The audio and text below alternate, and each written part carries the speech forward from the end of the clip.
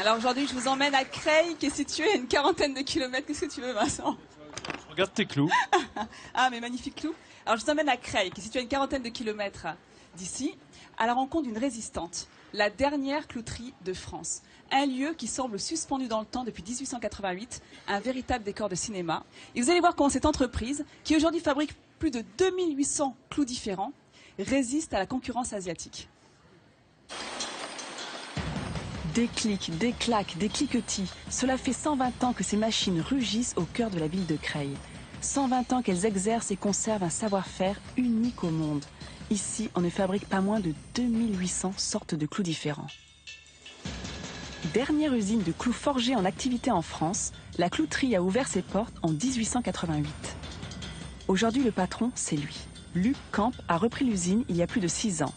Pour renouer avec les bénéfices et faire face à la concurrence asiatique, il a choisi une nouvelle orientation. On est spécialisé sur tout ce qu'on ne trouve pas dans la grande distribution.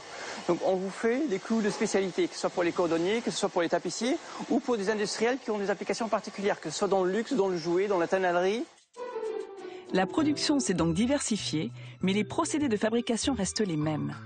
Les ouvriers utilisent toujours les machines et le savoir-faire d'époque pour concevoir chaque jour des milliers de clous, semences, pics et pointes. Et pour fabriquer un clou, tout commence par le tréfilage. Le tréfilage, ça consiste à réduire du fil successivement. Alors on reçoit du fil brut en 5,50 et ensuite on le transforme, on réduit le diamètre du fil jusqu'à atteindre le diamètre voulu. Grâce au système de poulies, le diamètre du fil d'acier est réduit petit à petit. Cette machine permet de réaliser près de 70 diamètres différents. Une fois terminé, il est maintenant temps de fabriquer le clou. Dans la salle des machines, on a l'impression que le temps est suspendu. Les mécaniques ont été en effet conçues ici et brevetées par le fondateur de l'usine, Théodore Rivière.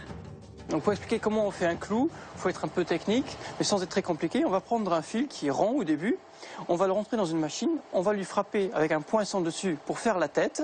Ensuite, on va forger la tige au fur et à mesure que le fil il passe dans la forge, et après on coupe pour faire la pointe. Et donc ce sont ces 3 opérations-là que M. Wattez et M. Rivière avaient déposées en tant que brevet en 1888 et qui fonctionnent toujours encore aujourd'hui. Avec des machines centenaires, difficile de trouver des pièces de rechange.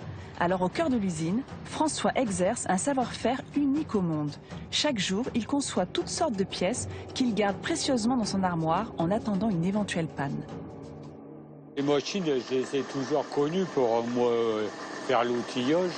C'est quelqu'un qui m'avait appris il y a déjà longtemps, et puis il est tombé malade, puis maintenant il faut que je me débrouille moi-même. Pour pérenniser l'avenir et le patrimoine de la clouterie, la transmission de ce savoir-faire si particulier est indispensable. Emilio est lui arrivé il y a quelques mois dans l'entreprise. Malgré ses bases en mécanique, il a besoin du conseil des anciens pour apprivoiser les dames de fer. Il faut presque oublier tout ce qu'on a appris en mécanique, mais les bases restent les mêmes et ça s'apprend et on peut travailler dessus, il n'y a pas de problème. Quand on rentre dans les détails, ça devient tout de suite compliqué, mais les anciens sont là pour pallier à ça et m'aider. Au début du XXe siècle, près de 400 ouvriers travaillaient ici. Aujourd'hui, ils ne sont plus qu'une vingtaine d'employés à se relayer pour que la clouterie perdure. Jean-Claude a dépassé l'âge de la retraite, mais cette usine, c'est un peu sa deuxième famille qu'il refuse pour l'instant de quitter. Ce que je souhaite, c'est qu'elle dure le plus longtemps possible, que les gens ils aient autant de bonheur à travailler que moi je l'ai eu pendant 43 ans. Voilà.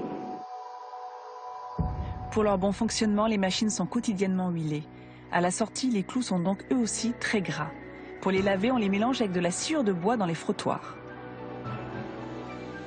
Un dernier contrôle qualité et il n'y a plus qu'à emballer. Le packaging est lui aussi d'origine. C'est le même depuis la création de l'entreprise. Un peu de papier cartonné et du raffia. Vous voyez là, le moule il est fait. Maintenant je vais l'empaqueter, mettre des clous dedans. Pardon.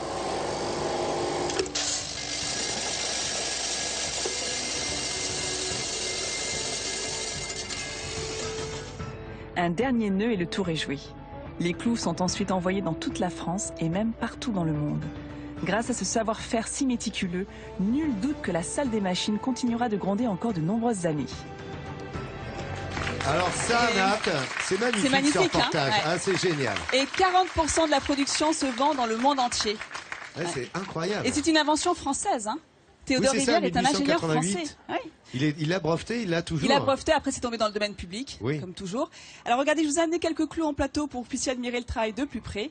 Alors ça, par exemple, le plus grand là, c'est le clou classique du forgeron depuis 150 ans. C'est le fameux clou marinier. Vous avez vu, il a une couleur particulière. Oui, il est bleu, bleuté. Voilà, ouais. Il est en acier bleui. Parce qu'à l'époque, les ateliers n'étaient pas très bien chauffés. Ouais. Donc on recuisait l'acier brut de façon à ce qu'il résiste mieux à la rouille. Et l'avantage de l'acier bleui, c'est qu'on enlevait aussi les impuretés. Donc c'est pour ça que les cordonniers et les tapissiers utilisaient beaucoup de petits clous d'une taille bien plus petite, mais bleuis également, puisqu'en général, ils ont une manie, c'est de mettre les clous dans la bouche quand ils travaillent. Alors, à côté, un autre clou que je vais vous montrer, à tête martelée. Regardez celui-là. C'est-à-dire, il est beau, dis donc. Il est magnifique, hein, la tête martelée.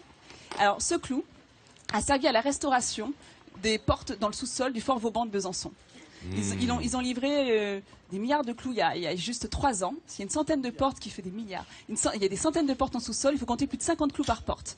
Imagine le travail. Non, mais pour la restauration, c'est génial. Pour la restauration, les types travaillent et refont les clous à l'identique comme à l'ancienne. Parce qu'à l'époque, c'était plus simple pour le forgeron, il faisait à la main, de faire des têtes martelées que des têtes arrondies. Oui, c'était pas parfaitement embouti bien. comme maintenant. Ouais. Et un dernier pour la route, avant de montrer. Alors celui-ci. Oh, il a une petite tête, lui. Hein. Il a une petite tête. Il l'utilise dans les chantiers navals. Et il est en acier galvanisé pour résister à la rouille et à l'eau de mer. Oui. Vous imaginez? Donc, non, mais toute l'intelligence de cette entreprise, c'est d'être allée sur des marchés spécifiques et sur le haut de gamme. Dans la maroquinerie de luxe, par exemple, les Malhermès, Louis Vuitton, Goyard, ces beaux clous en laiton doré viennent de notre clouterie Made in France, ici dans la région. Ils font dans le luxe, c'est formidable. Et alors, le clou dans le luxe. Et dans le luxe, partout. Alors je trouve ça dommage d'avoir d'aussi beaux clous de ne pas les tester. Vas-y. C'est pour ça que j'ai fait appel à 2 membres de l'équipe Midi en France. Alors je voudrais qu'on accueille Monsieur Georges ici présent. Georges, comment vous dire? C'est le MacGyver de Midi en France. Il vous monte, il vous démonte un plateau en un quart de seconde avec un tournevis. Le clou et le marteau n'ont aucun secret pour lui. Et pour que le combat se détaille, il lui fallait un adversaire de poids. Et je demande à monsieur Vincent Ferniaud d'arriver. Allez Vincent, approche. Alors les garçons, un peu de concentration. Les règles sont très simples. Vous avez un marteau, 3 clous chacun. Le premier qui enfonce ces 3 clous le plus rapidement a gagné. Vous êtes prêts? Ouais. Moi je dis que c'est Georges. Attention les doigts. 3, c'est parti! On prend les paris. Attention les doigts. Non mais qu'est-ce que tu fais, Vincent? Qu'est-ce que tu fais, Vincent? Non mais je rêve. Non mais c'est n'importe quoi. Vas-y Georges. Non mais ça c'est un concurrent honnête. Vincent. C'est n'importe quoi. Il a pris la perceuse. C'est malade.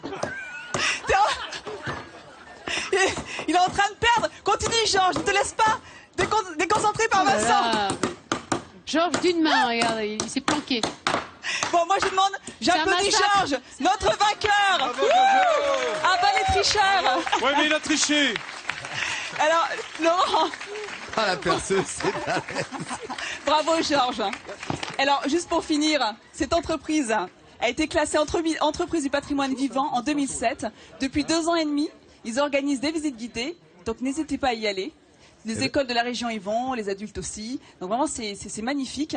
Et si vous voulez commander des clous Made in France, on a mis sur france3.fr leurs coordonnées, parce que bien évidemment, ils vendent en gros, mais vous savez dès que quoi, l'on souhaite moi j'ai rénover une maison... j'avais des clous, et chez mon père, il y a des clous, effectivement. J'ai compris maintenant d'où venaient ces clous. Je viens de voir comment ils étaient faits, dans ces papiers cartonnés. Et la présentation est magnifique, quoi. C'est voilà. très agréable. Oui, c'est surtout la dernière clouterie de France. Voilà, donc on est très fiers de vous la présenter. Merci Nathalie. Le savoir-faire à la française, c'est dans Midi en France. On vous parle de toutes ces entreprises, ces artisans, ces PME qui travaillent et dont le travail est connu dans le monde entier, comme on vient de le comprendre à l'instant.